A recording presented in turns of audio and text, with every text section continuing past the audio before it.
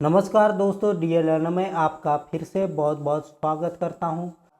यहां पर हम बाल विकास एवं शिक्षा शास्त्र के कुछ महत्वपूर्ण प्रश्न करने वाले हैं। ये प्रश्न आपको आने वाली एग्जाम के लिए बहुत ही इम्पोर्टेंट रहने वाले हैं, चाहे एमपीटेट वर्ग 3 हो, चाहे सीटेट हो, चाहे महिला पर्यवेक्षक हो। तो दोस्तों, हमने पिछली क्लास में जो क्वेश्चन दिया था, इसका राइट आंसर क्या होगा साथियों? इसका राइट आंसर ऑप्शन नंबर 1 हो जाएगा। मनोविज्ञान किसका अध्ययन है? तो यहाँ पर मन का अध्ययन है। ओके, तो पहला प्रश्न ये रहा आपके सामने, विकास कहाँ से शुरू होता है? गर्भावस्था, शैशवावस्था, पूर्व बाल्यावस्था और बाल्य अवस्था के बाद। तो यहाँ पर विकास कहाँ से शुरू होता है साथियों? विकास शैशवावस्था से शुरू होता है। ओके, अगला प्रश्न है, मानव विकास को इन क्षेत्रों में विभाजित किया गया है। ऑप्शन नंबर पहला है संवेगात्मक, संज्ञानात्मक, आध्यात्मिक और सामाजिक मनोविज्ञान। ऑप्शन नंबर 2 है मनोवैज्ञानिक, संज्ञानात्मक, संवेगात्मक और शारीरिक। ऑप्शन नंबर 3 है शारीरिक, आध्यात्मिक, संज्ञानात्मक और सामाजिक। ऑप्शन नंबर 4 है शारीरिक, संज्ञानात्मक, संवेगात्मक और सामाजिक। ओके, तो इसका राइट आंसर क्या होगा साथियों? इसका राइट आंसर ऑप्शन नंबर 4 हो जाएगा, शारीरिक, संज्ञानात्मक, संवेगात्मक और सामाजिक। नेक्स्ट प्रश्न है, नैतिक विकास को समझने में एक महत्वपूर्ण अवधारणा समावेशन है। यहाँ कथन किसने कहा है? कोलबर्ग, सिगमंड फ्राइड और ऑप्शन नंबर 3 है मार्टिन हॉफमैन और ऑप्शन नंबर 4 है इनमें से कोई नहीं। तो नैतिक विकास का सिद्धांत किसने दिया है साथियों? इसका राइट आंसर ऑप्शन नंबर 1 आ जाएगा, कोहलबर्ग। अगर जहाँ पर भी नैतिक विकास आ जाए तो उसका राइट आंसर कोहलबर्ग आ जाएगा। ओके, अगला प्रश्न है, बाल विकास की किस अवस्था में बालक का आकर्षण विषम लिंग के प्रति अधिक होता है? तो ये अवस्था कौन सी है साथियों? ये अवस्था किशोर अवस्था है, क्योंकि ये अवस्था तूफान की अवस्था है, ऐसा भी किसी वैज्ञानिक ने कहा है। ओके, अगला प्रश्न है, निम्न में से कौन सा विकास का सिद्धांत नहीं है?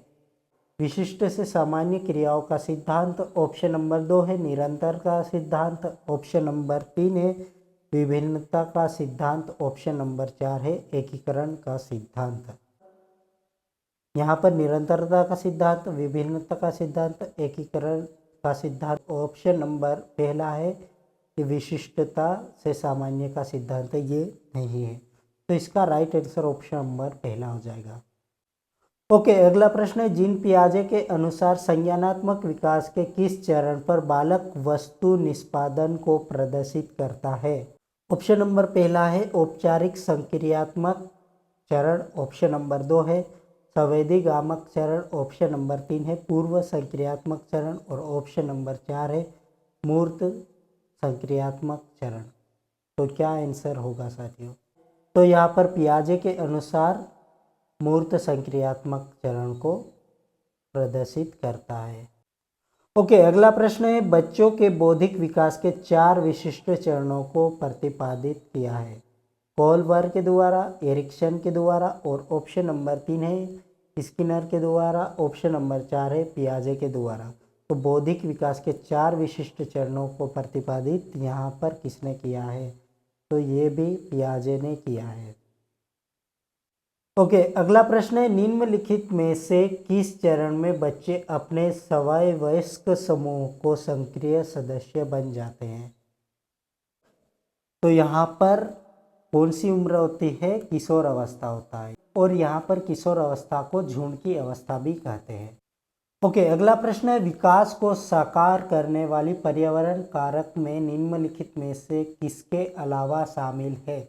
संस्कृति, शिक्षा की गुणवत्ता, शारीरिक स्वभाव और ऑप्शन नंबर 4 है पोषक की गुणवत्ता। तो इसका राइट आंसर क्या आ जाएगा साथियों? इसका राइट आंसर ऑप्शन नंबर 3 आ जाएगा, शारीरिक स्वभाव। ओके, अगला प्रश्न है, विकास अनावृत प्रक्रिया है, यहाँ विचार किससे संबंध है? अंतर संबंध का सिद्धांत। ऑप्शन नंबर 2 है निरंतरता का सिद्धांत। ऑप्शन नंबर 3 एकीकृत का सिद्धांत। ऑप्शन नंबर 4 है अंतः क्रिया का सिद्धांत। तो विकास अनवरत की प्रक्रिया यहाँ पर ऑप्शन नंबर 2 हो जाएगा निरंतरता का सिद्धांत, जो कि निरंतर चलता रहता है। ओके, अगला प्रश्न है बच्चों के भाषाई विकास का महत्वपूर्ण चरण कौन सा है? शिशु अवस्था में। ऑप्शन नंबर 2 है बाल्यावस्था, ऑप्शन नंबर 3 किशोरावस्था, ऑप्शन नंबर 4 है वयस्क अवस्था। तो यहाँ पर बच्चों के भाषाई विकास का महत्वपूर्ण चरण कौन सा है? किशोर अवस्था।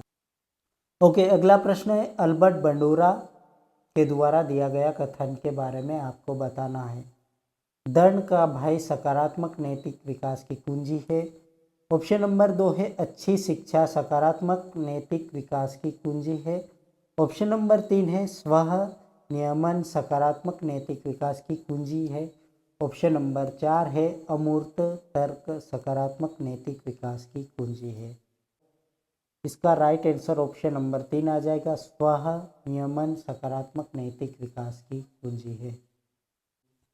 ओके, अगला प्रश्न है बालक की सिर से पैर की ओर विकास की दिशा रिक्त स्थान कहलाती है। ऑप्शन नंबर पहला है सिफेलोपोडल, ऑप्शन नंबर 2 है समीप से दूर, ऑप्शन नंबर 3 है कोडोसिफेलिक, ऑप्शन नंबर 4 है दूर से समीप की ओर।